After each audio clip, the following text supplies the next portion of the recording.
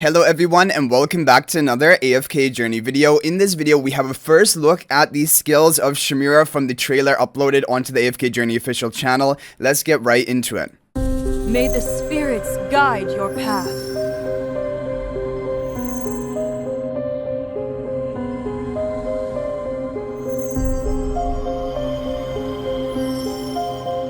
Taking a brief look here, she has Ghost Summons, HP Sacrifices, Shield Conversion, and Healing through Damage.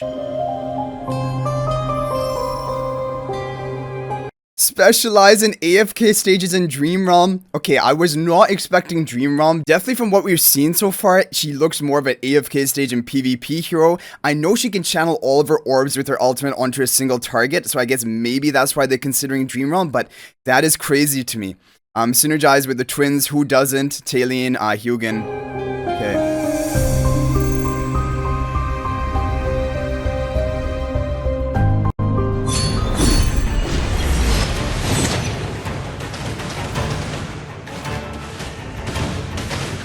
I mean, this is a really cool looking ultimate ability. Phantom Procession. Shemira summons multiple ghosts that randomly attack enemies over a set period. So these orbs are actually ghosts. When a ghost deals damage or returns to Shemira, she heals herself for a portion of that damage dealt. Okay. Each time an enemy is hit by a ghost, the damage dealt by the ghost decreases once a set number of hits is reached. This count resets when Shemira uses her ultimate, I guess, for another cast. While her ultimate is active, ghost summoned by Ghastly tribute also join the attack. So overall, very cool ultimate ability. It can be channeled into one enemy target. I guess that is why they're thinking some Dream Realm potential use. It has some minor healing for herself, which I don't think is ever going to be that impactful. Like for Dream Realm, you usually don't need healing onto your team, especially for Endless. And then for other like AFK stages, I mean, it can be nice, but if you're a backline hero anyway, you're probably not going to need the healing. Okay, but the thing is, the damage dealt by the ghost will decrease once a set number of hits is reached. However, the count will reset when she uses her ultimate again. So even though there's going to be some damage reduction on like multiple orbs hitting the same target or ghosts, there is going to be a reset when she casts her ultimate again, which is important. Okay, let's take a look. This is so cool. I mean, that ultimate animation, channeling all the ghosts at one time, that initial one, that is so, it just looks so cool. And they bounce back onto her, giving herself some healing. Okay, Sacrificial Orb skill. Shemira sacrifices a portion of her health to summon a Wailing Orb from the Spectral Rift, dealing damage to enemies in his path. This is that linear attack in front of her. Oh, and actually, it will hit multiple enemies. It's not just like a one tile wide. It seems like 2 or 3 tile wide skill. Okay, cool.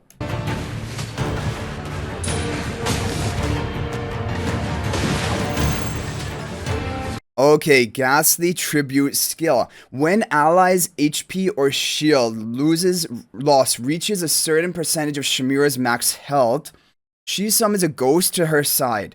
She can summon up to 5 ghosts outside of her ultimate, okay, and they're going to circle around her. When used actively, Shemira sacrifices a portion of her own health to deal damage to a single enemy based on a percentage of their maximum health. This can be useful for AFK stages. For Dream Realm, it will be capped at whatever the multiplier is. If Shemira has at least 1 ghost summoned, she consumes 1 to strike the target enemy and nearby enemies, dealing damage based on a portion of their maximum health. So an AoE attack if she has at least 1 ghost circling around her.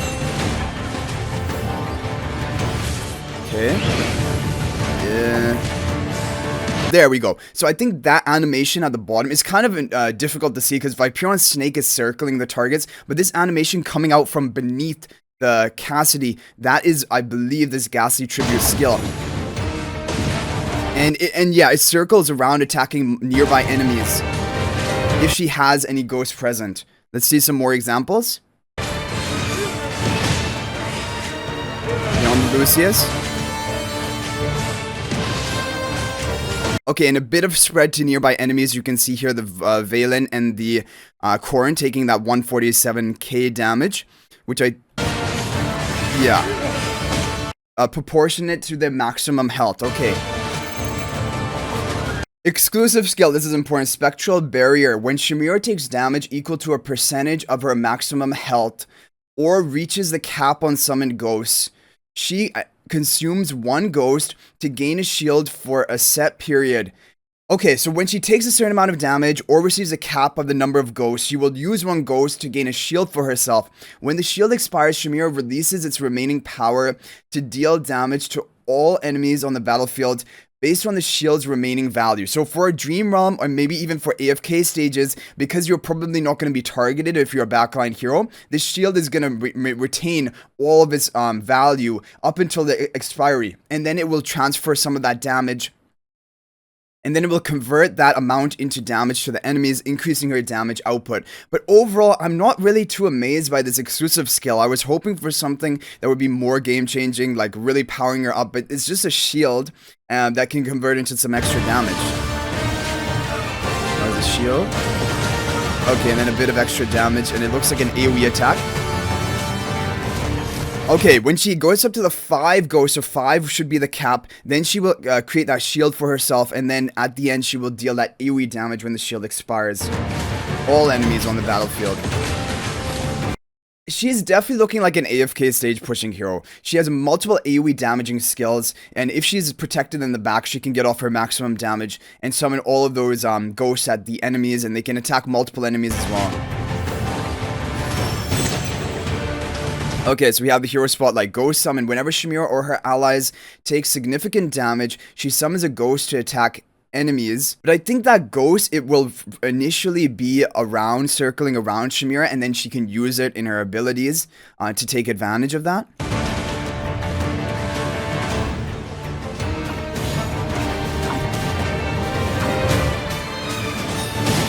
Yeah, as you can see here, the ghost, a third ghost just spawned around Shemira after I think Talene took some damage. Okay, HP sacrifices. Shemira consumes her own health to use Sacrificial Orb and Ghastly Tribute.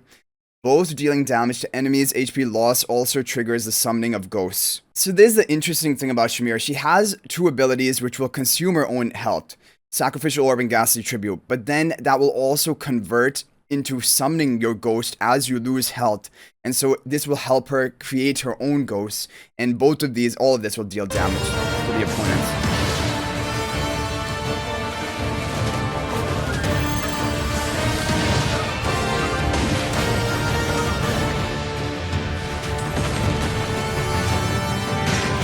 I mean, shield conversion, it actually looks like it deals a decent amount of damage. And if you're able to maintain that shield for the whole fight, and then it is like expelled and disperses damage on all of the enemies, I think that can be pretty nice. I'm definitely thinking like AFK stage is kind of up her alley.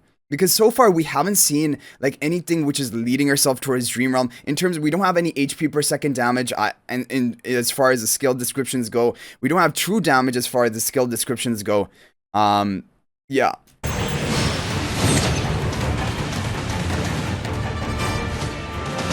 Look at that healing. Like, this is actually some major healing, but I think it might be because we're like over level compared to the opponents here. So team synergy, you have the twins, Talene. So Talene makes sense because Talene is going to consume a lot of her own health as she's taking damage from the opponents. And there's no problem, she can revive herself, but this is going to give Shemira those ghosts to be summoned as one of your allies takes a certain amount of health. The twins are going to give energy to Shemira so she can cycle her ultimates, also give her power from the Stellar Bond, and then Hugin is going to shield her, and I think that is going to make her so that her exclusive equipment shield is going to last for longer, and then it will remain the whole duration and then be dispersed as damage onto all of the enemies.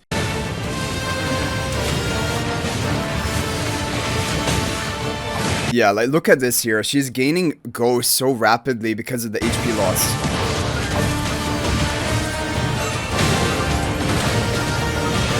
Wow, look at that shield damage. When the shield was dispersed as damage from Shemira onto the opponents, look at this. This is a big move.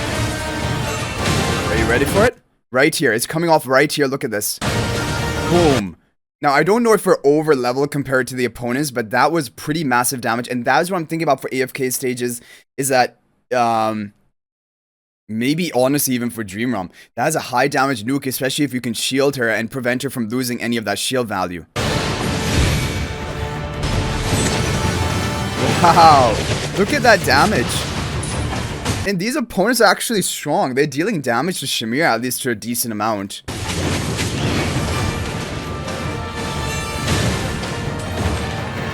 Honestly, Thank you for always being by my side. thank you for always being by my side. Coming April 24th to Global, 22nd for VN server. So overall, I mean, I do like Shemira. I think she's a cool hero, but I'm definitely not convinced of her Dream Realm usage as of right now.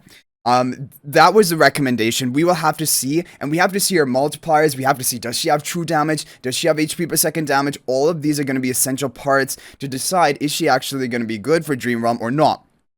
Definitely her damage output looks high. She has good AoE damage. If she's protected with that shield of her exclusive skill and then is able to like burst into damage onto all the enemies, the damage output was high. And I think for AFK stages that can be really good. The alternative strategies, you can use her as a tank. You can use her as a tank in AFK stages and have her just heal herself back up with her ultimate and still get off a lot of damage. So Shemira definitely has potential uses. I think for AFK stages, she will probably definitely see use, but I don't know. Is she going to be higher damage output than like the other heroes we have? We have a lot of great AFK stage heroes. We have Tassi, we have Bonnie, who also come with some crowd control. Shemira doesn't have any crowd control. It would be all about her damage and her sustainability. Is that going to be enough to be like a good team hero to be added to your team?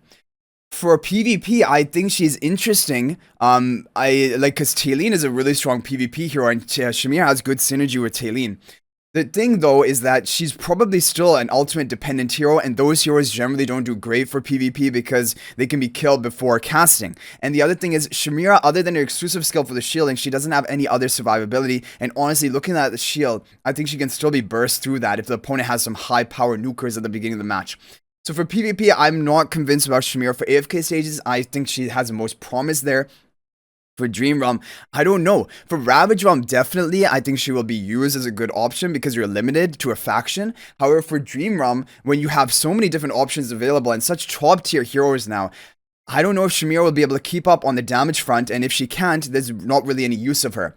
So overall, I'm a fan of Shemira, even though I've hardly played AFK Arena. I did play it long enough when she was meta that I realized how important she was for beginners at the point that I was playing that.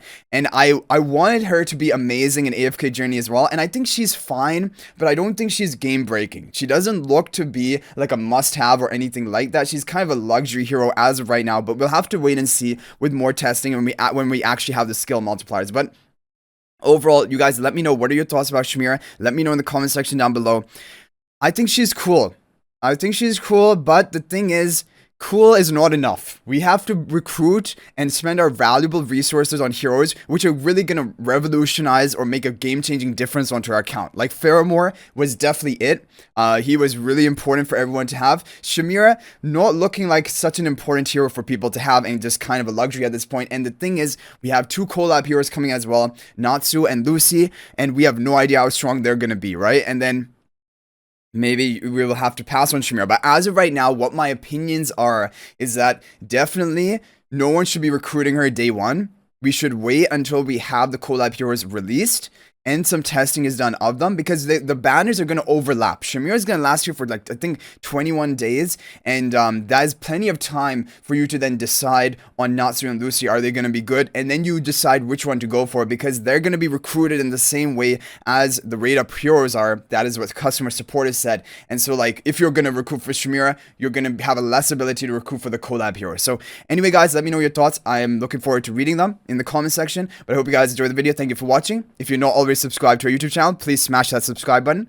Also, join my AFK Journey Discord server if you're not already joined. We chat about everything related to AFK Journey there. There's a link to that in the description of this video. But thank you for watching. I'll hopefully see you in the next video. And until then, everyone, peace out for now.